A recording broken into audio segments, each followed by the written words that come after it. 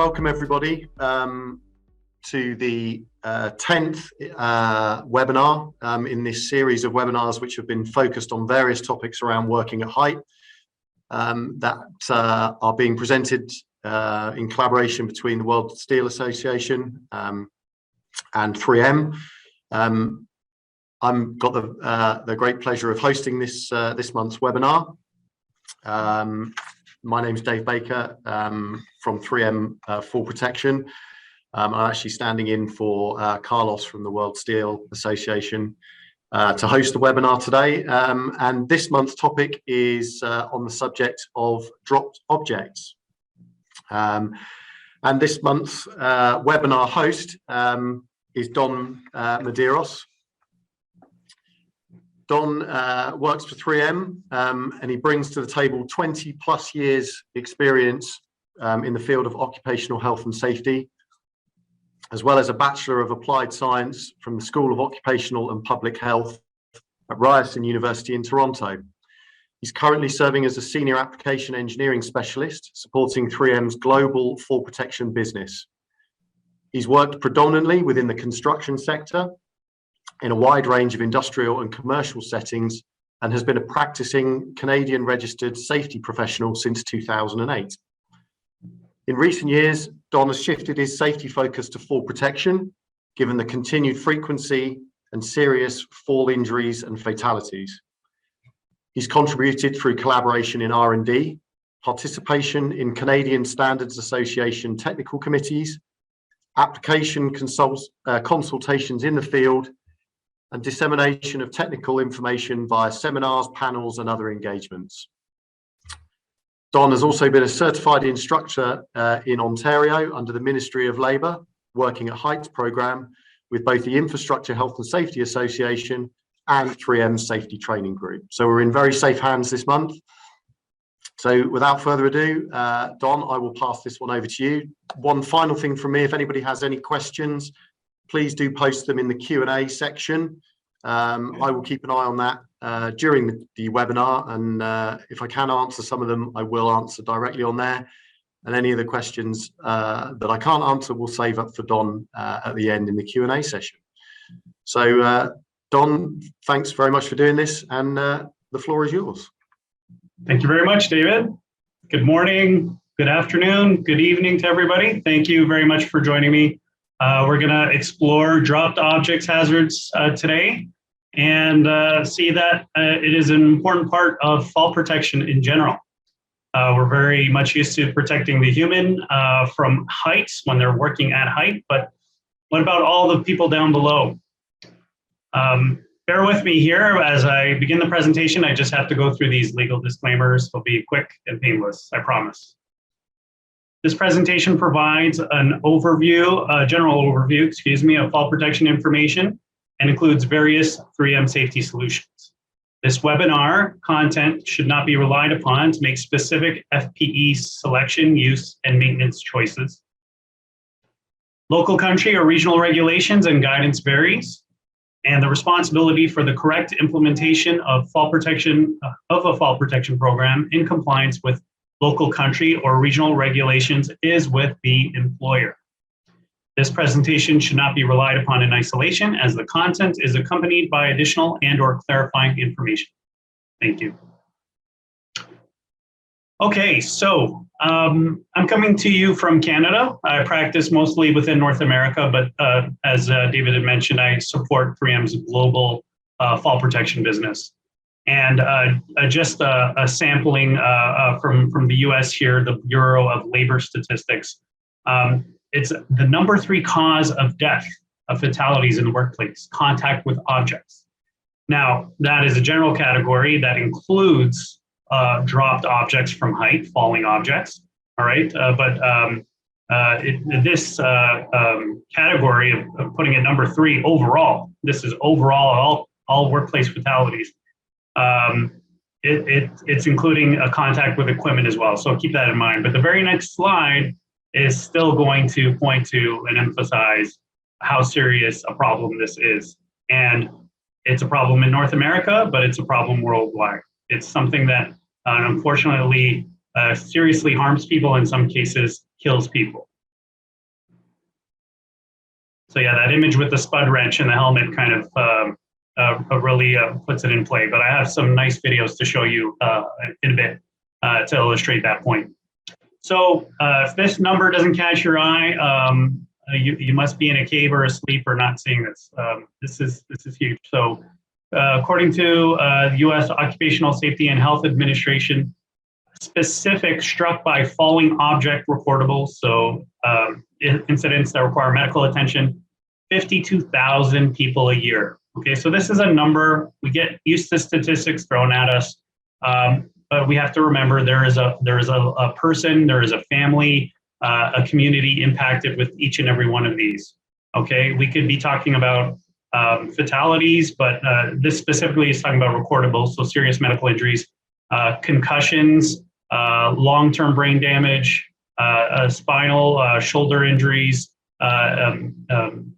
impaled objects.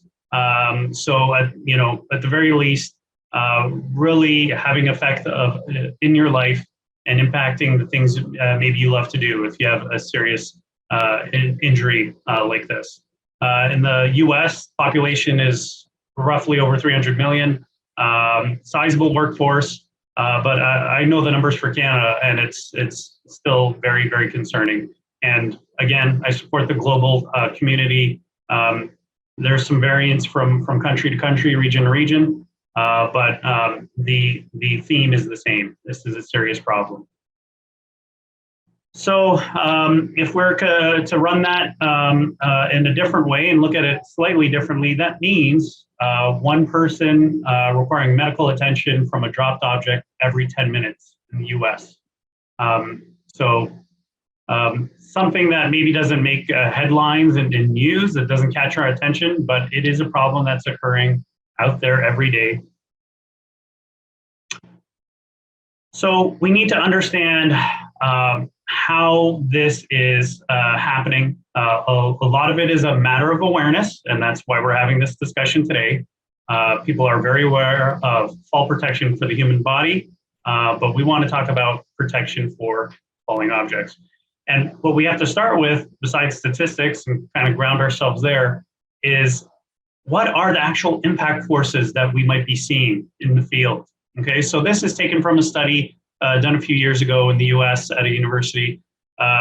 Direct impact of an object, a wrench, an 8.3 pound wrench, or kilograms there if you prefer, okay, dropped at various heights. So you see here in feet and meters. So we have both units here. Same thing for speed, and opposing units for impact force. Again, different people are used to different numbers. So this is to make sure everybody's included in the understanding here. So an 8-pound tool, there are heavier objects. So, but let's start with a common object like this. All right. So let's say we're up, a couple of stories. All right, 25 feet up. All right, which is 7.6 meters. That 8-pound wrench is going to achieve a speed of 27 miles per hour or 43 kilometers per hour. Okay, just a short distance, the force of gravity is accelerating that object. Okay, so similar to the human body, when you take fall protection courses, learning how gravity impacts the body, objects are no different. Inanimate objects are no different. But that hitting a person down below in a specific point on the body, giving a force of 830 pounds, very serious. So I'm not a Newton's guy. We have various fall protection standards, regulation that will refer to kilonewtons. So I am somewhat familiar, but most people are going to understand pound force. Okay. If you were to just double that distance, 50 feet, again, we know at different work sites, they can go very high, right? We think of telecommunications or high voltage power towers, very significant heights, wind turbines, hundreds of feet potentially. Okay, but we're still keeping at a relatively low height here in our example as I talk through this. At 50 feet, if we're to double that, all right, we get into 39 miles per hour or 63 kilometers per hour. Double that at 100 feet, And again, just an 8-pound wrench, not a very heavy object, relatively speaking. All right, we're getting into 88 kilometers per hour. And then look at the pound forces, okay? Now we're at over 3,000 pounds of force, directly at somebody's shoulder, for instance.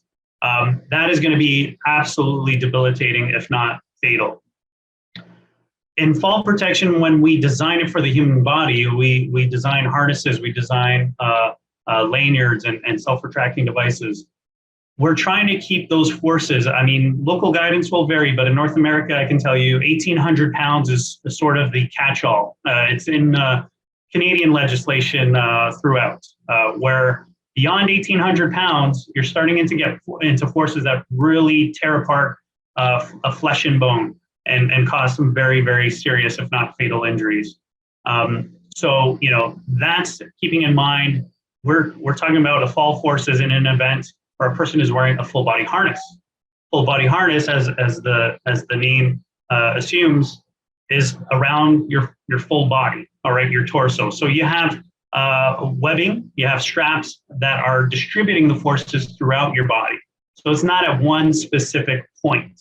And we're talking about keeping it below 1,800 pounds, 1,800 pounds being that maximum for us in North America, and probably certain parts of the world as well. So here, that last example, at 100 feet, an 8-pound wrench will end up being a 320 pound force at one specific point of your body. Okay, so very easily fatal as we look at more of these numbers. So as we increase weight, as we increase height, the hazard, the potential for serious injury or fatality just goes up. Okay, so these are very serious forces. Now, those are numbers. Let's actually see it in action. Okay, what does this actually look like? All right, so we have a simulation of a dropped 8-pound wrench, same object. We're trying to visualize this now. What if we got it up to 200 feet? Let me back this up one moment. At 200 feet, we should be talking about over 100 kilometers per hour, right? That's the speed we're attaining, over 5,000 pounds of impact force. Let's see it in action. Okay, this is solid cement block, not hollow core. It is dense cement, all right? Going right through. Okay, and when the object falls, right, it's gonna, move around initially, but through its action moving through the air, it's gonna align itself that way, right? It's gonna come down as a single point for that specific tool, that specific example. So it's all coming down at one point, very concentrated force. All right, so that was a cement block. Not quite, a good representation of the human anatomy. Coconut, maybe. We're getting closer at least, okay? We have a hard shell with some, a soft, underlying tissue, if you will. Okay, so it kind of represents the old coconut, if I may. All right, let's see what that looks like. And you're probably thinking, yeah, it's pretty colossal. All right, we'll run it again. Very dramatic. At 200 feet, you are attaining significant speed, okay? And again, that concentrated point of pain infliction is the true concern here. All right, let's try to visualize the human being now. This is just a styrofoam bust here, okay? But wearing head protection, eye protection, trying to visualize the human in all of this, okay? People see a coconut or a watermelon, okay? It's kind of funny, it's kind of amusing, but remember, we are talking about a serious problem out there happening every day. So let's take a look at this and see what happens with the impact. Okay, so again, it's a styrofoam, it's a plastic, but look where all that force goes, okay? I'm gonna run this one more time again. Right on the back of the neck. If it falls just right there, it's right where your spine is. Terrible, terrible result will happen. And that hard hat is not saving you. It's a false sense of security is what it is, okay? So the hard hat actually stays pretty well intact. The object kind of bounces off, doesn't impale the hard hat, but look at all that force going into the body. Okay, so very, very serious. Okay, so if it's not obvious by now, dangers of dropped objects, obviously people, right? That's all I've been talking about. Fatalities, serious injuries. But what about the other important stuff that we work towards every day? Productivity. All right. If I drop a tool and I'm working on a tower, and I really need that tool. That was the one that got away, and I need it. And I'm 100 feet up. Guess what? That's going to slow things down. Somebody's got to retrieve that. Or if there's somebody at the ground that's going to bring that up, great. They're not already geared up. They got to gear up in their fall protection equipment and bring it up. Okay. Or get it up with a cherry picker or what have you. So that is important too. That shouldn't be lost in this conversation as well, because that happens. I've been on job sites where, oh man, we dropped the tool. We got to go fetch it. Everybody hang out. Somebody has a smoke outdoors in a corner away, and we're waiting for somebody to retrieve a tool. Okay, very unproductive. And property damage, systems downtime and maintenance. All right. Obviously, if you've got a chance to hurt people down below, you have to worry about the property, the equipment that they're working with or around. All right. So obviously, people come first, but it is a problem that impacts a lot of different things. And at a single construction site, at a single workplace, if one of these things happen, people might, do up a report. Nobody got hurt this time. Okay, it was a near miss. All right, well, be careful next time. This is the extent of what I've seen in terms of leadership on and off in my career for incidents like this. And that's just, counting on luck, which we know runs out. So what do regulations say about all this? All right, well, regulations regarding dropped object prevention vary depending on where you are globally, obviously, with anything else. So it is important to understand what your local guidance is. But bear in mind, regulations at most often are bare minimum requirements. Legally, employer, you must, you shall. And legislation I've found over the years really lags. Okay, it's not based on best practice. Best practice comes out of industry, out of serious concerns, serious risks, opportunities. Regulations really lag, and they basically say the bare minimum to keep you out of a court of law, to keep you out of a jail. But they are the minimum guidance, so you should at least be aware of it, at least be informed by it. I can speak to the Canadian experience as an example. Okay, so Canada is actually a decent example for the globe because our occupational health and safety legislation is not national. All right, in the US, they have OSHA. It's pretty well across the board, same rules. Rules might vary a little bit from site to site, from employer to employer, or they make maybe perhaps some rules more strict than others, depending on their risk assessments. But in Canada, it varies across the board depending on what province or territory you work in, or if you are a federal employee. So federal employees span all of Canada. They work in all the provinces and territories. They work specifically for railroads, airports, these sorts of workplaces. So those are consistent throughout.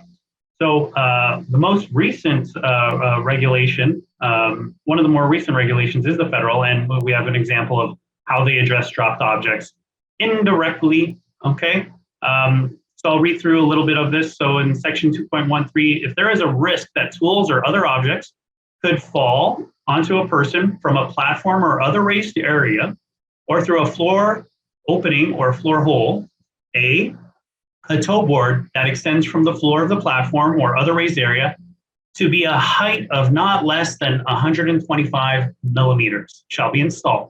Okay, so on your scaffolding, on your platform, whatever it is, there should be a little bit of guarded protection for an object to fall through. Okay, now B says if tools or other objects are piled to such a height that a toe board would not prevent the tools or other objects from falling, a solid or mesh panel shall be installed from floor to to a height of not less than 450 millimeters. Okay, so we've gone from 125 millimeters, all right, to 450, a little bit more protection.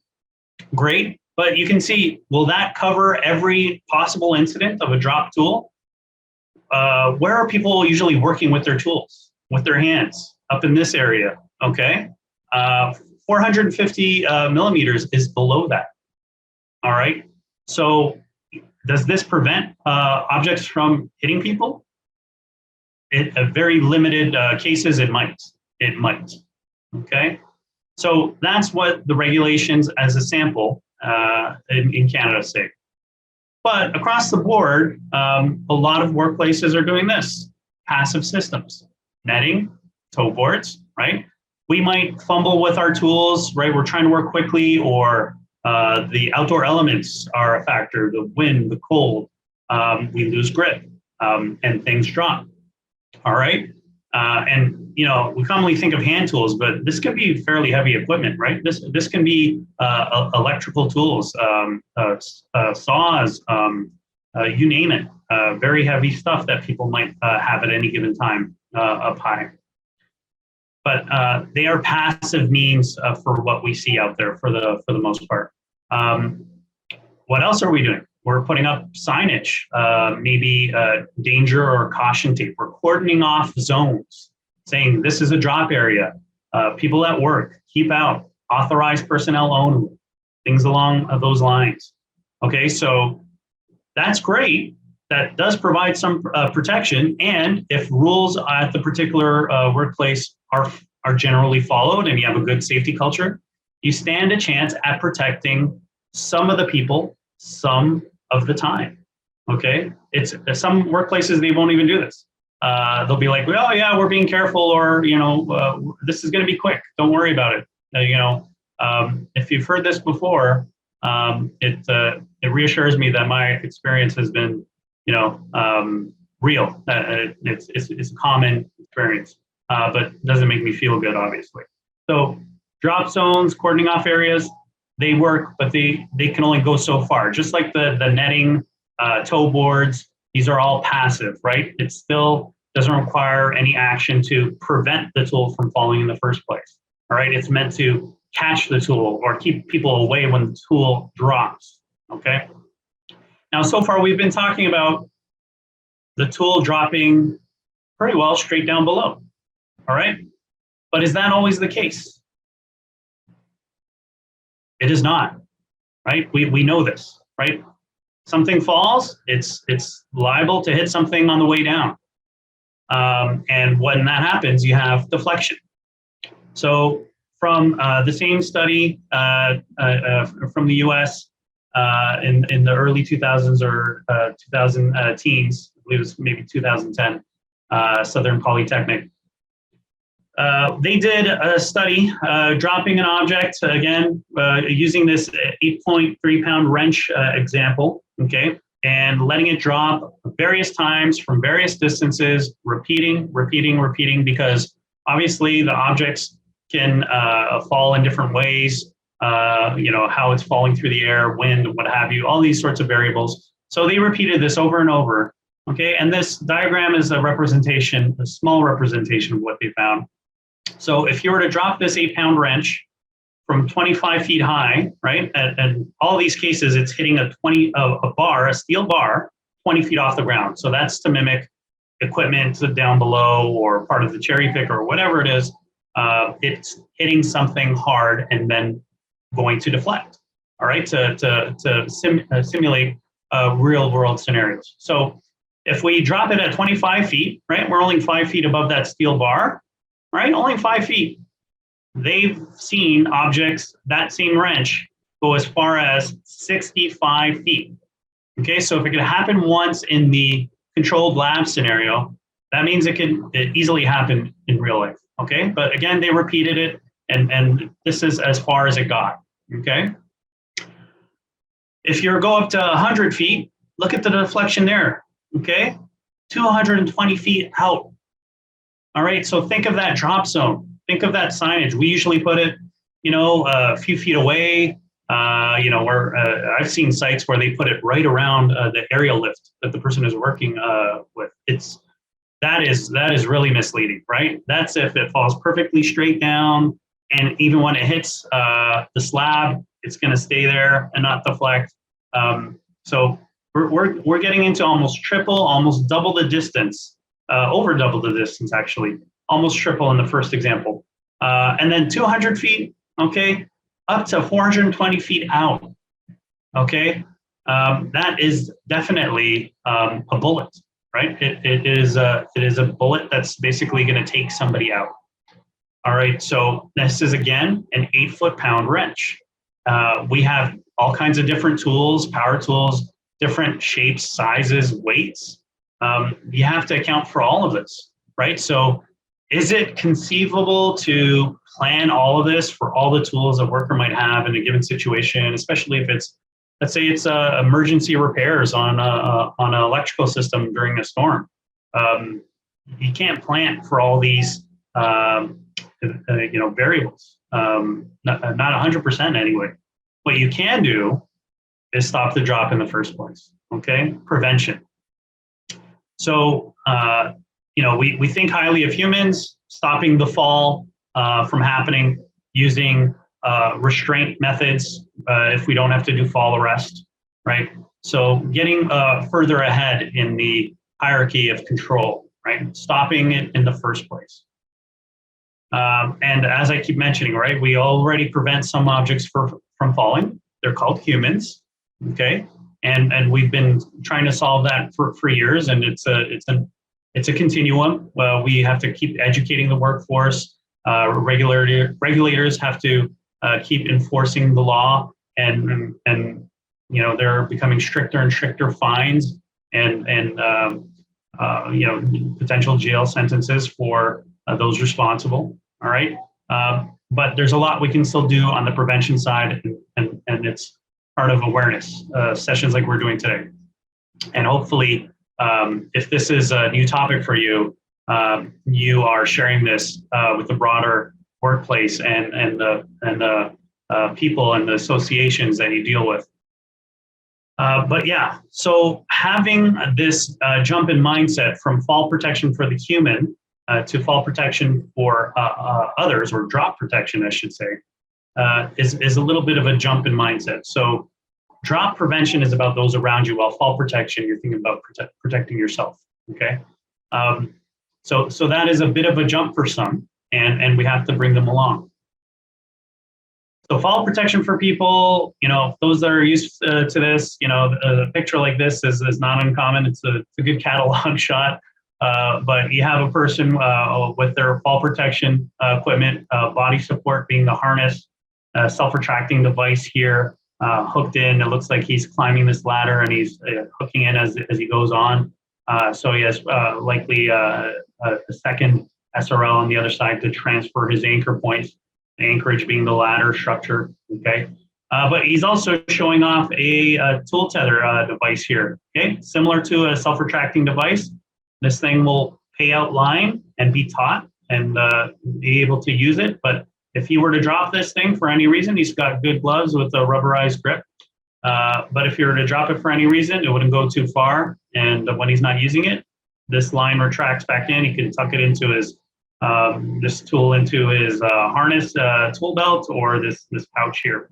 Okay, but the way we talk about dropped objects and protecting those tools from falling, we call it fall protection for tools. It's a similar principle. Okay, anchor, body support, connecting device. It operates the same way. Okay, I have a good picture to kind of illustrate that here. Okay, so remember ABCs, and they don't just mean fundamentals in fall protection. It's an acronym for anchor, body support, and connecting devices. Okay, so let's do a side-by-side comparison. All right, so the body support for the human, all right, is our harness, our full body harness. Okay, this is their back D-ring. All right, this is where it's going to go up during a fall, so that's why it's shown like that. Okay, but we have essentially a body support for these tools here. Okay, we call those tool attachment points. Okay, So depending on the tool, you can see we have different tools, different shapes. All right, we have different means of connection.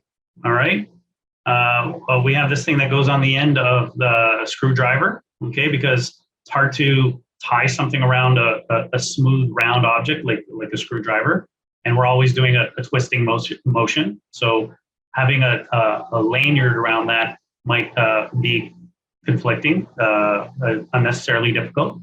All right. Wrenches. All right. A socket wrench here and spud wrench. So different things work for different tools. This thing has a taped on piece and basically allows you to attach. Where there's convenient attachment points on the tool, as you're going to see in another slide I have, I mean, you can use that. So there's a lot of variety of tools. So there's got to be a lot of varieties for attachment. The human being, it's pretty straightforward, right? Every human being has a torso doing this kind of work, legs, arms. So it's important to basically get this support around the body.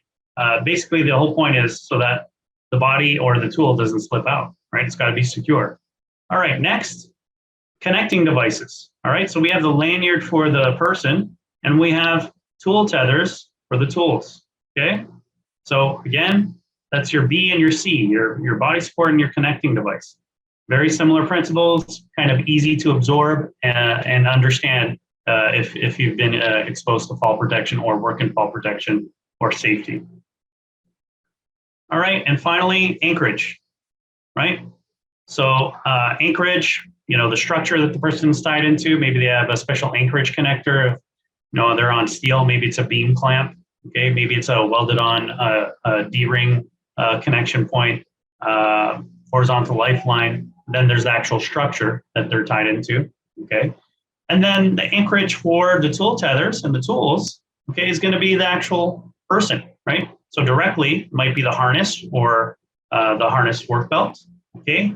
Or a tool pouch or something like that, that is secured to the harness. And then obviously the structure being the human being, right? That's what's gonna hold the weight of the tool. So obviously there are limits to the weight that we would want attached to the individual, right? So we have guidance at 3M. Other makers of fall protection for tools have similar guidance. There's voluntary standard on the books from ANSI on this. So some major equipment manufacturers are on that. And basically to keep the overall weight on the individual to a reasonable amount.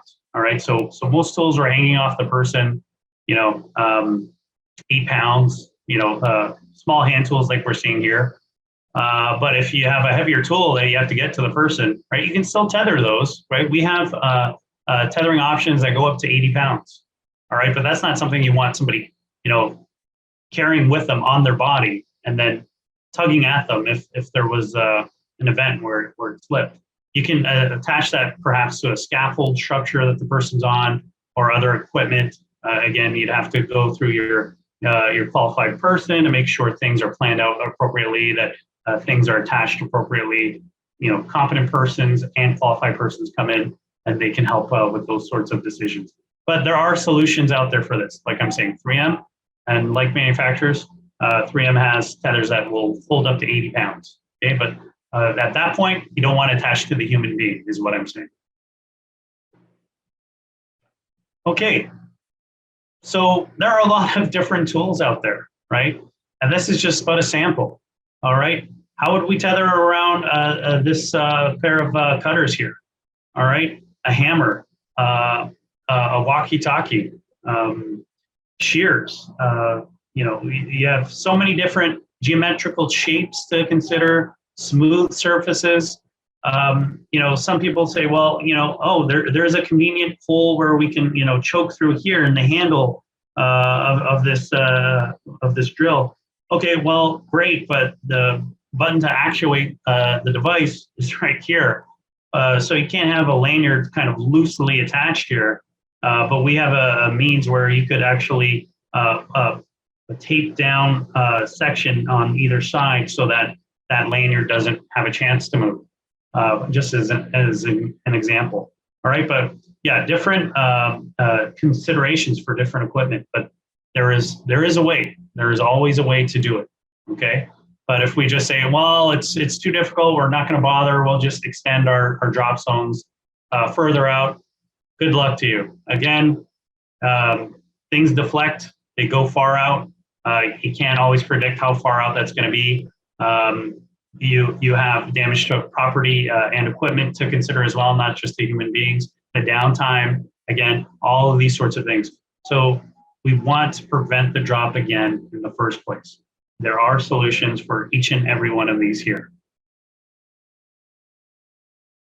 And keep in mind, tool tether might not always be the best solution. Let's say my weights are low, I have just simple hand tools, small drill. Maybe I could get away with tethering all this. But how is somebody efficiently going to work? How are they not going to trip on themselves or hurt themselves just the same? The intent is good. You're trying to protect people below, but we've seen this sort of go awry in certain situations where the intent is good. So we really need some tool organization here. If you're going to hammer quite actively, if you're doing roof work and you're hammering roof nails pretty consistently, okay, you would want that tool within reach and perhaps tethered. Maybe not a tether like this that would be loose. Maybe you'd want something taut that is always close to you when it needs to be. But you're using that tool over and over again. So tether in that case maybe makes sense, but not for the whole lot of this. You can't be measuring something, drilling something, hammering something all at once. Okay, so we need to just think about organization for the whole lot of it, right? If we're talking about this in a realistic sense. So what we say, it should be just more than just a tool tether. When we think of dropped objects programs, we really got to think of all of it. So passive solutions are still good. You can still have netting. You can still obviously use tow boards. It's minimum requirements by law, right, in some situations, but in concert with other solutions, okay? Tethering, great, but what about small objects, right? What about small nuts and bolts? Tool pouches or spill control buckets are great for that, where you can bring some stuff up in bulk. Tool belts, obviously, right? You can attach a number of tools in different ways that we saw from the previous slide, all organized as this individual has it here. What's great about these spill control buckets is that it has a specially designed hook and loop closure where if this thing, let's say, you got a lot of weight and you don't want it on the individual, you pick it up with a crane or other device and get it to the area where the worker is going to be. And if something, let's say, catches the bag, okay, this thing could flip over if we imagine that.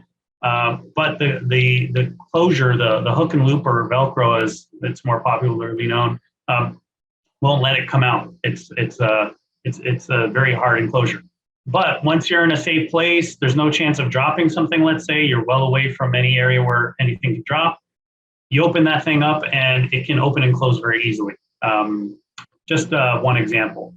This pouch here that this person has, you can flip it upside down. It's sort of a duck-billed flap where you can easily get your hands in and out. But if it flips over, the loose bolts or nuts, they stay inside. Pretty ingenious, simple design, but very effective. Tool holsters, right? If we're not using that tool consistently, like you see here with the wristband, that person's going to use that pair of pliers or cutters. They're going to use that pretty consistently. Okay, well, leave it close at hand, leave it on my wrist because I'm going to go back to it over and over again. Makes sense. But maybe not for some other tools or some other activities. The scope of work, the type of job the person is doing, really have to be involved in the decision making. So yeah, we have different tool holsters. Here's one for a phone, one for looks to be like a socket wrench there. All right, and here's an example of a Sawzall, a cutter. All right, sawing machine where we tethered in that area, that sensitive area I told you about, where there's a trigger that we wouldn't want to inadvertently activate when we're not using the tool, right? Something bumping into it, the tether sliding. So basically, utilizing this tape that we have, it's like a shrink wrap. Basically, how it works. It's what we call self-vulcanizing. as soon as you kind of spread it out, doesn't require heat. It's not a heat shrink, but as you spread it out, it activates the adhesive. So depending on some of the tools, right? If I go back a slide to the spud wrench here, right? An object like this, really hard to get something on and not have it slip, right? So we would use likely some of that special tape and then add an attachment point that has a small D-ring on it. I think we had it in the illustrated example with the person falling. Yeah, that's what I'm talking about here. All right, so that's taped on, it has a special D-ring, and then you have a point of attachment, all right, and the tool is secure. But back to this example with, sorry, I'm getting a bit of a delay here. Got ahead of myself, right at the end. So for this attachment point, right, we put a little bit of excessive amount of tape to make sure it is impossible for this to go around. Plus you can see the cord, the electrical cord as well. So very well eliminated the chance of this trigger being operated inadvertently. We're talking about safety here, so we're not trying to, bring away a hazard and introduce another hazard. It's obviously counterintuitive. So, but there's always a way with these tools, okay? And the actual tool tethers, right? We have a bungee style, we have loose ones like this, all sorts of manners of tools that can help us. Okay, that's it for me. I hope it was illuminating. If you haven't looked at dropped objects before in terms of programming and protecting people, I hope it was informative. And yeah, we'll see if you have any questions for me. Thank you very much. Thank you very much, Don. Really great webinar there. Let me just see if I can start my video up and get myself back on screen. And then I can look and see whether we got some questions coming in. Okay, yeah, a really interesting topic, dropped objects. I think it's quite often overlooked with regards to fall protection. You're right, we spend a lot of time talking about the person, but that's not it when it comes to working at height. Dropped objects are really important consideration. And some things that we need to think about. Just a couple of questions on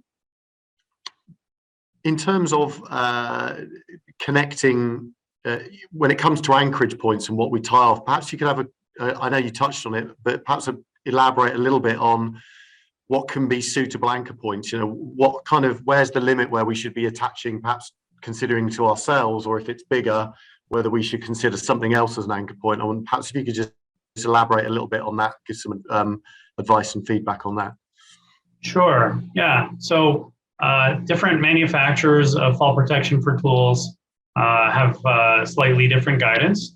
We want to keep weight on the individual limited, of course. That's what I had said earlier. Yeah, so more than 15 pounds, you're getting into some other unintended problems, right? So again, to my more recent point, we don't eliminate one hazard to just introduce another, right?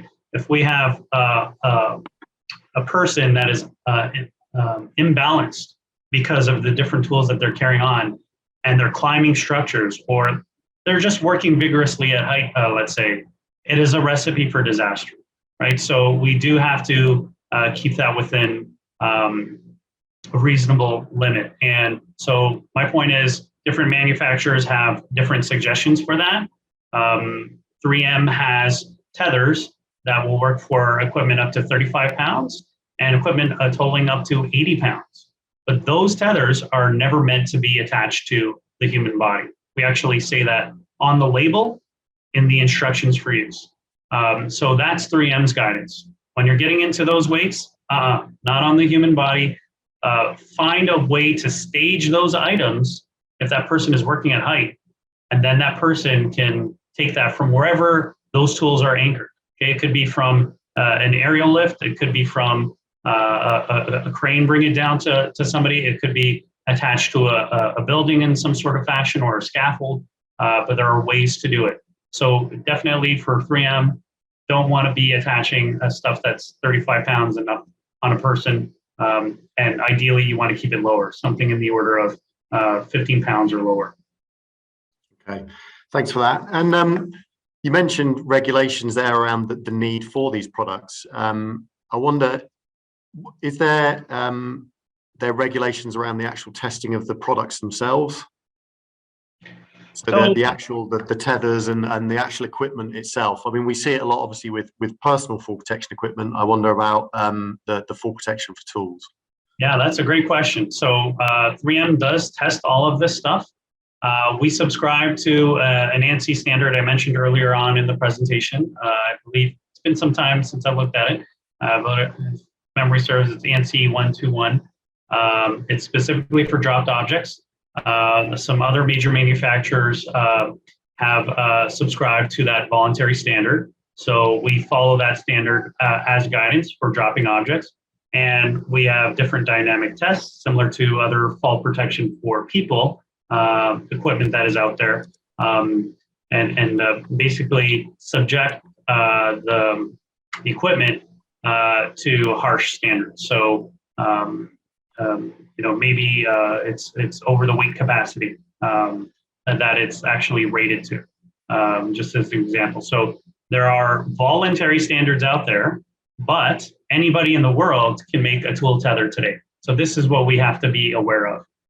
Sure. We don't just use rope. We don't just use any old thing. We do have established standards out there, and the major manufacturers are listed in that standard, so you can find out right away beyond the sole manufacturer's own instructions for use and web pages. That document that I speak to does actually mention by name those manufacturers that have participated. So look for 3M, look for other alternatives if you need to, but there are standards out there for testing. Great, thank you. And I think one final question. What would be your advice around, we know that there's requirements around inspection and maintenance for personal fall protection equipment. What would be your advice around fall protection for tools, inspection and maintenance as well? Yeah, another good question. We have guidance that is very similar to fall protection for people. It is basically before each use. It's basically treating it with the same importance as you would yourself working at height, potentially falling to your death or serious injury, protecting those below you from potential death or serious injury. So yeah, before each use, depending on the environment, the harshness of the use, maybe occasional inspection during if a risk assessment deems that appropriate or the individual user. So before each use, but beyond that, if you have a good tool and equipment inspection program where you're checking all of your personal protective equipment at a given interval from a formal standpoint where someone other than the user is inspecting it, that is a good best practice. I strongly encourage that for fall protection for tools. But again, voluntary standard, it's early in this continuum for dropped objects prevention. So there's no external authority saying thou shalt, once a year inspect all tool tethers. We're not there yet. But those that know that this is a serious hazard in their workplaces. It's good practice to do that regularly and establish that within your fall protection program at your workplace. Okay, brilliant. One that's literally just come in actually on the Q&A now right at the end. It says tools are a lot of solutions for securing tools. What about equipment like bolts or nuts, etc.? Can they be tethered in the same way? Yeah, it really depends. That's a loaded question with big bolts. I wonder if we're dealing with the steel industry at large here. How big are we talking? So if it's something bigger than most people are used to, you might have to consider a tether in the order of 80 pounds. But then again, Okay, I see some spec here, M20, M30. I'm not familiar with that offhand. I don't know if you are, David. Yeah, it's a 20 millimeter or 30 millimeter Oh, okay. diameter bolt. Okay. Yeah, so I brought us back to the screen with the different options, and this is but a sampling, okay? But tool pouches, like we see here, and this one's more for maybe a smaller electronic tools for an electrician. This one here, where we have the sort of duckbill opening, where you have loose bolts. It's great. You can put your hand in. You don't have to open a zipper, pull out Velcro. You can get your hand in and out. And if the thing kind of moves, or if you shift your weight and you're exposing the aperture at the top, this stuff doesn't fall out. I've shown that one at various demos and trade shows, showing people I put the stuff sort of like the magician in the magic top hat, and then I shake it like this very vigorously, and it does not come out. So a small collection of bolts or nuts, it's an awesome solution. If you're getting quite a few of those to kind of position into a work area for a bunch of workers, I'd step it up to one of these spill control buckets if you had that many on hand. Good question. Okay, brilliant. Right. Okay. Well, I think that concludes all of the Q&A. So from my side, Don, thank you very much for the time. Really informative webinar. Thanks for taking the time out to present that. To all of those that joined, thank you very much for your time. Really appreciate you joining. And if you do have any further questions that you want to ask, or that you think of after the webinar, then you can reach out to the World Steel Association or to myself. I put my contact details in one of the answers to the questions. So if you have any questions, feel free to reach out to myself. I'll be more than happy to answer them. So thank you very much for your time. There is one more webinar to come in the year next month. So please keep an eye out on the various social media channels. We'll be putting out when that the topic of that webinar and when that will be hosted. But otherwise, thanks very much everyone for your time. Take care and have a great week.